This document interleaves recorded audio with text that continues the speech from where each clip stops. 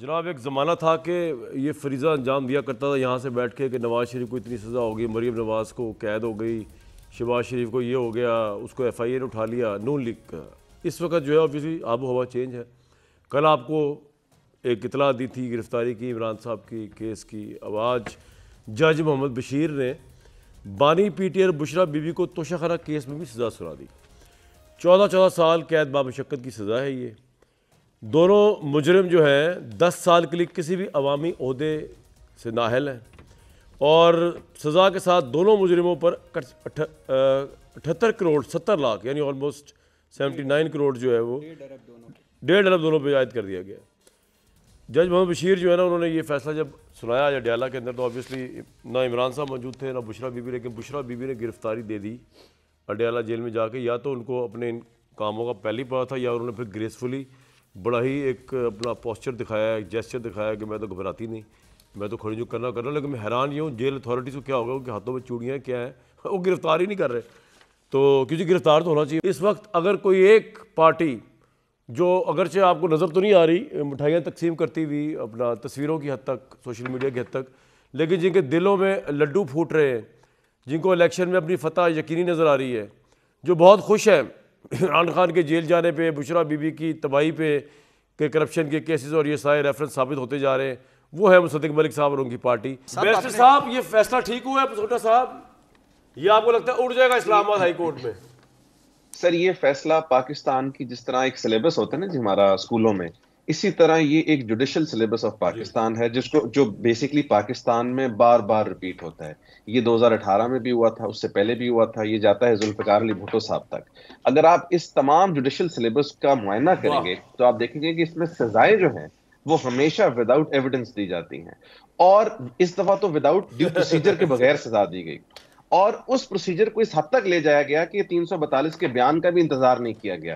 اب اس کا ایونچولی نقصان کیا ہوا؟ اس کا نقصان یہ ہوگا کہ کل کو پھر ایک جوڈیشل سلیبس ہائی کورٹ کا بھی ہے، اور وہی جوڈیشل سلیبس آگے جا کے سپریم کورٹ کا ہوتا ہے، اسی طرح وہ چیز چینج ہوگی، اور پھر آج سے 2-3 سال بعد اللہ ہم سب کو زندگی دے، ہم یہاں بیٹھ کے بات کریں گے اور ہم کہیں گے یار کتنی بری بات تھی، وہ سزا دی گئی۔ میں نے آپ کے پروگرامز میں کئی دفعہ کہا ہے کہ ہم اس مین پرپس سے سائڈ پر ہو جاتے ہیں، اور بار بار ہم یہ بات کرتے ہیں کہ جناب یہ سزا ٹھیک ہے نہیں غلط۔ یہ سزا سے بہت بیونڈ بات ہے، یہ ایک پولیٹیکل فورسز کو پاکستان میں ہمیشہ سے ٹارگٹ کرنے کی وہ ایک ہے منصوبہ بندی، جس میں ایک ٹائم پر کوئی اور تھے، آج کوئی اور ہیں، اور آج تو سزائیں بھی جس طرح دی جا رہی ہیں وہ ایک ایبسولوٹ جسے کہتے ہیں nullity in the eyes of law ہے۔ سو میں سمجھتا ہوں کہ یہ سزائیں جب جائیں گی سپریم کورٹ میں یا ہائی کورٹ میں۔ اور صاحب جو بشرا بی بی کو جیل گرفتار نہیں کیا جا رہا، اس کی کیا وجہ ہو سکتی ہے کہ جب وہ خود گرفتاری دینے چلی گئی ہیں تو جیل حکام کے پاس کیا اختیار ہے ان کو گرفتار نہ کرنے کا؟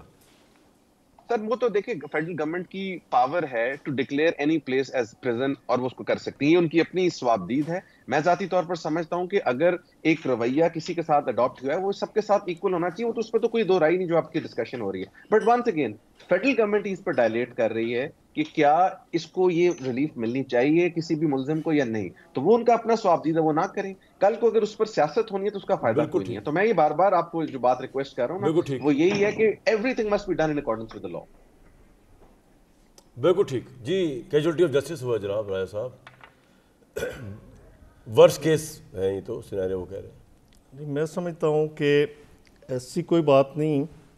آپ دیکھیے کہ سائفر کیس کو آپ لے لیں تھوڑا سا، جی کہ سفیشینٹ اپرچونٹیز دی گئیں، اس کی آرڈر شیٹ میں نے دیکھی، اس سے ریفلیکٹ ہوتا ہے کہ ایک نہیں کئی موقع دیے گئے۔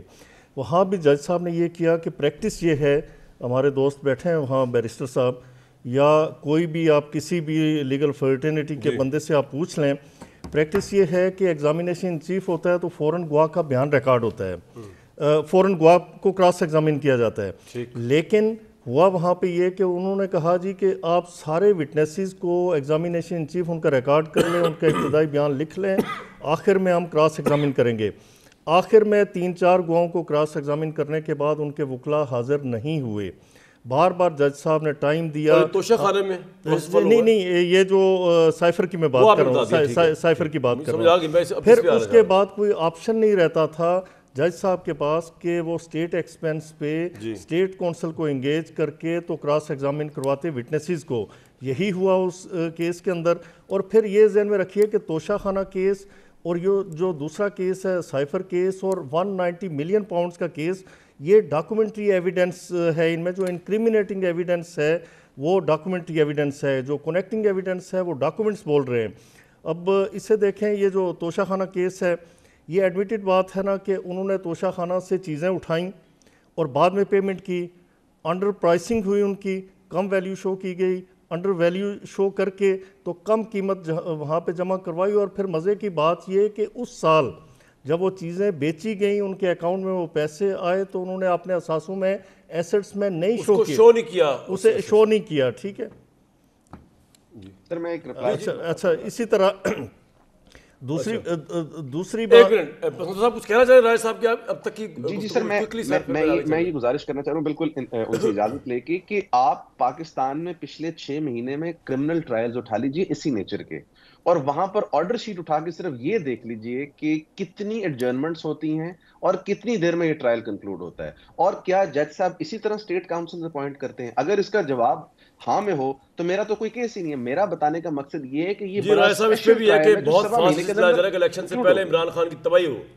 حالانکہ مجھے کسی سے ہمدردی ہے نہ کسی سے بے چینی ہے نہ کوئی تنقید، بس وہ نیوٹرل۔ جی جی بالکل آپ ٹھیک فرماتے ہیں۔ اب دیکھیے جو بیرسٹر صاحب بات کہہ رہے ہیں کہ ایسا نہیں ہوتا، وہ ان کا کہنا یہ ہے۔ اسی کیس میں جو سائفر کیس ہے اس میں 1 ماہ کی ڈائریکشن دی تھی اسلام آباد ہائی کورٹ میں کہ اسے کنکلوڈ کریں۔ یہ کب دی تھی؟ اکتوبر میں۔